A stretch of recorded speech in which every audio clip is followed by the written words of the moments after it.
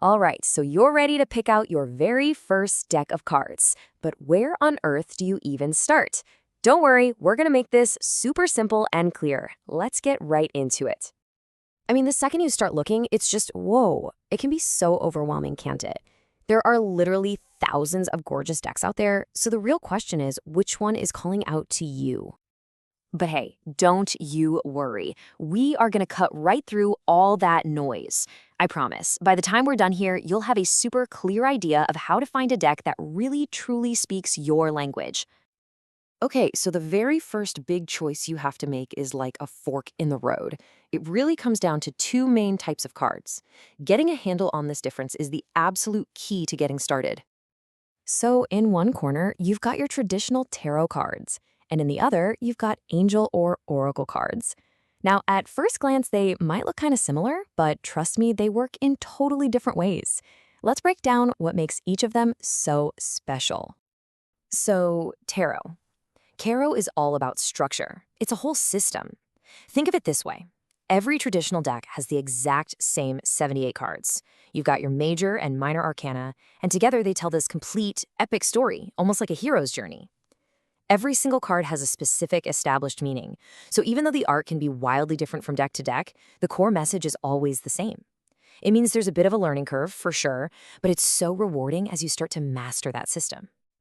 And then you've got the total opposite. Angel and oracle decks are so much more freeform. The number of cards, it can be anything. And there's no single rigid system you have to memorize. They're designed to be really open-ended, which means they're all about your personal interpretation, your intuition. The same card could mean one thing to you today and something completely different to someone else.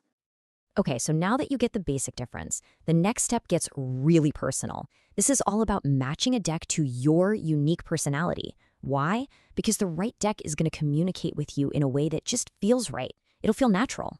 So let me ask you something.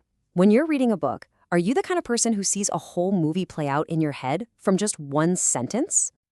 If you're nodding your head and saying, yes, that's me, then you might really connect with decks that have a word or a line of text on them. That little bit of text is like the perfect trigger, you know? It's a starting point that lets your amazing imagination just run with it and receive the message that's meant for you. But what if you're not a text person? What if you're more of a daydreamer? Are you someone who can just get lost in a beautiful painting or stare at a sunset for ages? Maybe you pick out your clothes based on a color or a feeling. If that's you, you're probably going to be drawn to decks with really powerful, symbolic, colorful artwork. For you, the message isn't in a word. It's in the feelings and the stories that the images themselves spark inside of you. Your intuition speaks through pictures. Okay, we've talked about systems, we've talked about personality types, but there is one golden rule that is more important than anything else we've discussed. Seriously, this is the most crucial part of this whole thing. And it's this. No matter what I say, no matter what anyone else advises you, that gut feeling you get, well, it's yours. After all the thinking and all the advice, it just comes down to that little flutter you feel in your gut when you see a deck. That's the voice you have to listen to. It really is that simple. You have to trust that feeling. Trust yourself. You already know deep down which deck is meant to be your partner for this. Your intuition is and always will be your best guide. All right, but what if you've done all that and you're still stuck? Like you've narrowed it down to 2 or 3 and you just can't decide. Hey, it totally happens. Don't even worry about it. There is a super simple, fail-safe plan for this exact moment. Here's what you're going to do. First, just pick the deck with the pictures you think are the most lovely. Just go with what's beautiful to you. Second, if you can, try to pick one that has very little text on it, maybe just a single word or a quick phrase. And here's why that's so important. With less text, you're tricking your analytical brain. You know, the part that wants to read and analyze and figure it all out. This way, you get to feel the card's message instead of just thinking about it. And that right there, that brings us to the real secret behind this whole process. See, choosing a deck isn't really about finding some magical object. It's about discovering the magic that's already inside of you.